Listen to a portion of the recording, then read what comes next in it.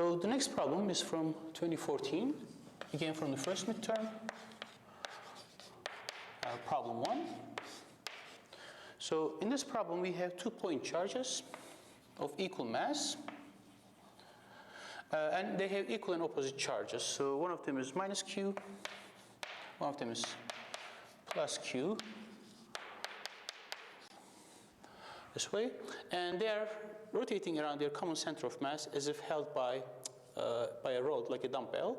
So the distance between them is fixed, so they must be going around in a circle. So they're following a circular path, like so, and the diameter of the circle is given to be d. And in the problem, they're asking their velocity, the orbital frequency, the electrostatic potential energy, and total potential energy. So, sorry, their speed, the orbital frequency, electrostatic potential energy, and the total energy. Right, so what are these guys doing? So as it's stated in the problem, they are going in a circle around their common center of mass. And this is just the circular motion. So the circular motion is facilitated by a centripetal force, and in that case the centripetal force is the electrostatic attraction between these two charges. Okay, so I'm going to set these two equal to each other, and for the centripetal force for this one would be mv squared over r, whereas the magnitude of the electrostatic force would be 1 over 4 pi epsilon naught q squared divided by their separation, that's d squared. Okay? And this r here is not d, but it's d over 2, right? Remember, these are going around in a circle of radius r, which is just d over 2. So d over 2. So then mv squared by d over 2 is q squared by 4 pi epsilon naught d squared. So this becomes 2, and it goes to the denominator, make this 8. One of these cancel. We can write our v to be q squared divided by 8 pi epsilon naught times d.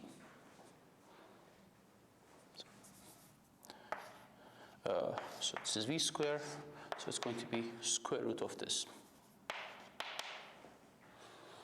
Okay, does this look correct? I think so. Okay. I'm missing m. M should be in the denominator.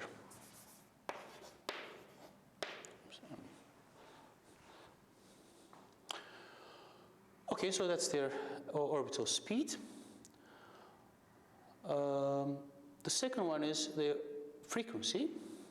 So the frequency, the orbital frequency, is 1 over the orbital period. Okay? And the orbital period is the time it takes for one of these charges, one of these masses, to traverse the circle completely.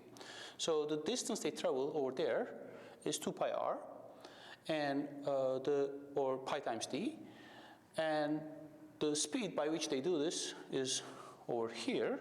So t is going to be the distance pi times d divided by the speed. So you calculate this and then take the reciprocal of this period. That will give you the frequency. Right? And then they're asking for the electrostatic potential energy. Now these are two charges, and their electrostatic potential energy is just going to be the product of the charges divided by 4 pi epsilon naught times their separation. So energy is going to be 1 over 4 pi epsilon naught q squared with a negative sign, because one of them is negative, the other one is positive. So this is a general characteristic that this is a bound system. So the potential energy is going to be negative, divided by d. That's the distance between them, not the distance square, but just d. Okay, so that's the electrostatic potential energy. It's just the definition of this. And the total energy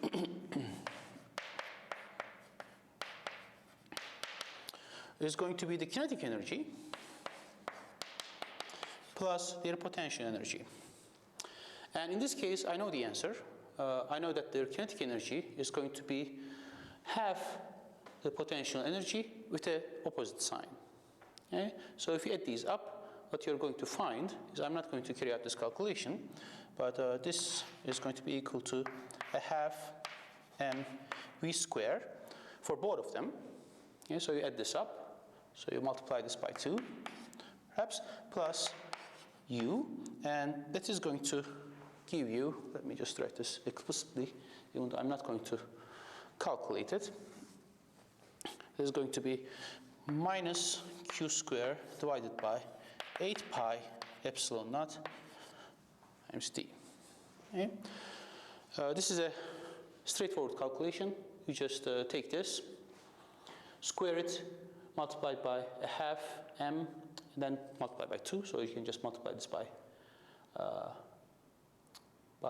m, I guess, and then add the potential energy. You'll find that just it simplifies into half this with the opposite sign. So it cancels half of it, and what's remaining is minus q squared divided by 8 pi epsilon naught times t. Okay? So this is one of the problems where, because it's electrostatics and it's just 2-point charges interacting with each other, there isn't much you can ask about the electrostatics itself. So the complication is coming from dynamics and a little bit of algebra, but it's an otherwise straightforward problem. And you should expect problems like this in a midterm. I mean, there is no way that you can ask a complicated problem just by point charges. Okay? Either it's going to be a complication in mathematics or a complication in mechanics. And in this case, it's a little bit of both, mostly in mechanics.